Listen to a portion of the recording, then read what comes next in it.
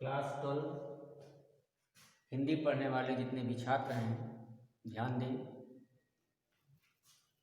सामान्य हिंदी में जो दूसरा भाग है काव्यांजलि का, उसका प्रथम जो पाठ है वो है पवन दूतिका, जिसको लिखा है अयोध्या सिंह उपाध्याय हरिओत जी ने। तो यहाँ पे देखा होगा कि प्रश्न के माध्यम से मैं दिखा रहा हूँ कि प्रस्तुत काव्यांश के नीचे दिए गए प्रश्नों के उत्तर दीजिए। 5 क्वेश्चन होते हैं। अब काव्यांश एक दिया गया है सामने कि जो प्यारे मंज उपवन डाट डाट बोलती है। अब देखिए पवन दूतिका नामक जो पाठ है, इसमें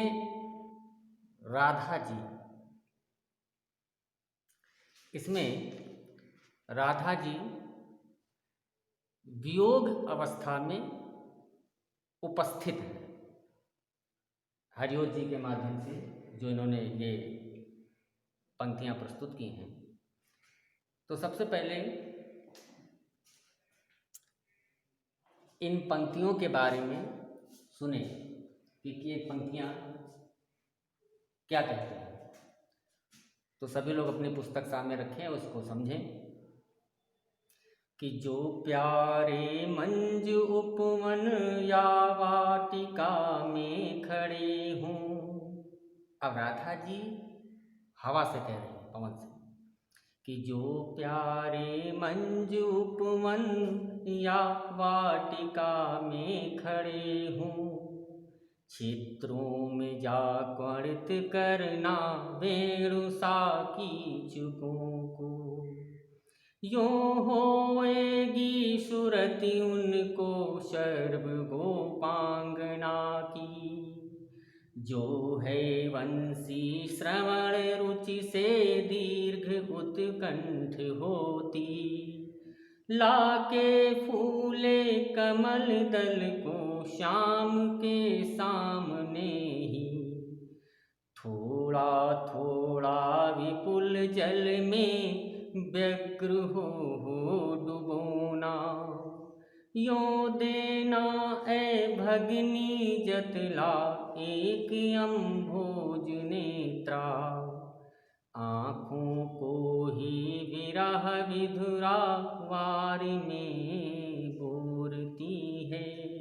अब ये पंक्तियां समझें। अब यहाँ पे राधा जी को भगवान श्री कृष्ण की याद आ रही है। तो एक हवा का झोंका आता है, तो उस हवा का जब झोंका आता है तो राधा जी पवन को अपनी बहन बना करके बनाती हैं और दूत बना करके उनको ब्रजधाम जाने के लिए कहते हैं कि हमारा संदेश हमारे कन्हैया तक पहुंचा दो। क्या कहती हैं? कहती हैं कि किस परिस्थिति में कन्हैया जिस परिस्थिति में होंगे, उस परिस्थिति में आपको क्या कार्य करना है। कि जो प्यारे मंज उपवन या वाटिका में खड़े हों, हमारे प्रियतम प्यारे अर्थात हमारे कन्हैया अगर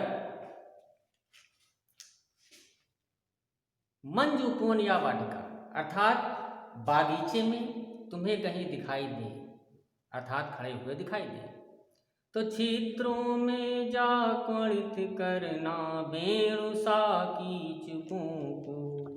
अब यहाँ पर बताया कि तो वहाँ बागीचे में जो बांस के पेड़ लगे हुए हैं, उन बांस के पेड़ों के छिद्रों में प्रवेश करके उसे बांसुरी की तरह बजाना, जैसे हमारे कन्हैया बजाते थे।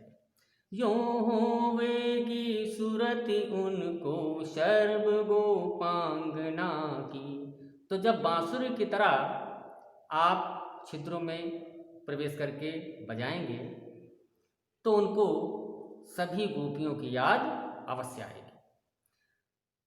और जो है वंशी श्रवण रुचि से दीर्घ उत्कंठ होती। अगर हमारे कन्हैया तीव्र स्वर में बंसी को यानी बांसुरी को बजा रहे होंगे, तो वहां क्या करना कि लाके फूले कमल दल को श्याम के सामने ही, एक बढ़िया सा फूला हुआ कमल का फूल हमारे कन्हैया के सामने ला करके थोड़ा थोड़ा विपुल जल में, और थोड़ा थोड़ा क्या करना, उसको कमल के पत्तों को पानी में डुबोना, उत्सुकता के साथ, व्यग्र यानी उत्सुकता के साथ।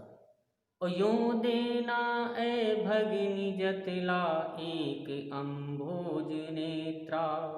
अब यहाँ पर क्या कहते हैं कि हे बहन, कुछ इस तरह तुम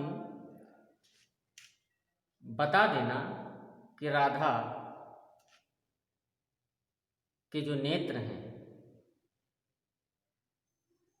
कैसे नेत्र हैं, कमल के समान, क्योंकि यहाँ कमल की बात आई कि कमल से नैनों वाली राधा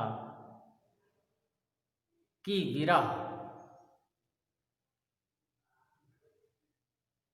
को वो समझ जाएंगे। आँखों को ही विरह विधुरावार में बोरती है, तो उन्हें यह आभास हो जाएगा कि कमल से नैने वाली जो राधा है उनकी विरह उसी दृश्य को देखेंगी जब कि हाँ पानी में कमल डुबो रहे हैं कमल का पुष्प, तो पानी में कमल का पुष्प जब डुबोने लगोगी तो उसमें क्या होगा कि उसमें भी जो भीगापन होगा, तो हमारे कन्हैया को केवल यही याद आएगी कि हाँ राधा जी भी, उनकी आंखों में अश्रु झलक आए हैं और हमारी याद में वो अत्यंत विरह में डूबी हुई है, और इस तरह हम वो पहचान जाएंगे। तो कुछ थोड़ा हल्के रूप में मैंने इसका भावार्थ समझा दिया है, लेकिन यहाँ पर काव्यांश के प्रश्नोत्तर के बारे में मैं बताने जा रहा हूँ, जिससे प्रश्नोत्तर समझने में कोई दिक्कत ना हो, उसका उत्तर समझने में। अब पहला प्रश्न इसका बनता है कि प्रस्तुत काव्यांश का शीर्षक तथा रचनाकार का नाम लिखिए। तो मैंने लिखाया है कि प्रस्तुत काव्यांश हमारी पाठ्य पुस्तक सामान्य हिंदी काव्यांजलि के पवन दूत का नामक शीर्षक से उद्धृत है, जिसके रचनाकार अयोध्या सिंह उपाध्याय हरिओ जी हैं। रेखांकित अंश की व्याख्या कीजिए। तो रेखांकित में यूं देना से लगा करके में बोरती है तक ये रेखांकित है। इसकी व्याख्या क्या है? कवि ने राधा की विरह वेदना को हवा अर्थात पवन के माध्यम से कहने का प्रसंग प्रस्तुत किया है। राधा जी कहती हैं हवा से कि हे बहन, यह देख कृष्ण को इसका आभास हो जाए कि कमल नेत्रों वाली राधा वियोग में व्यथित होकर अपने नेत्रों को आंसुओं में डुबोए रखती है, अर्थात दिन रात रोती रहती है। अब ये व्याख्यात्मक है, इसको मैंने समझाया। अब जैसे दूसरा जो क्वेश्चन है, तीसरा जो प्रश्न है कि प्रस्तुत काव्यांश का काव्यगत सौंदर्य लिखिए। तो प्रस्तुत काव्यांश का काव्यगत सौंदर्य क्या है? भाषा इसकी खड़ी बोली है, शैली प्रबंधात्मक है, रस वियोग श्रृंगार रस, अलंकार उपमा है, अनुप्रास है, छंद है स्वच्छंद, और गुण है प्रसाद।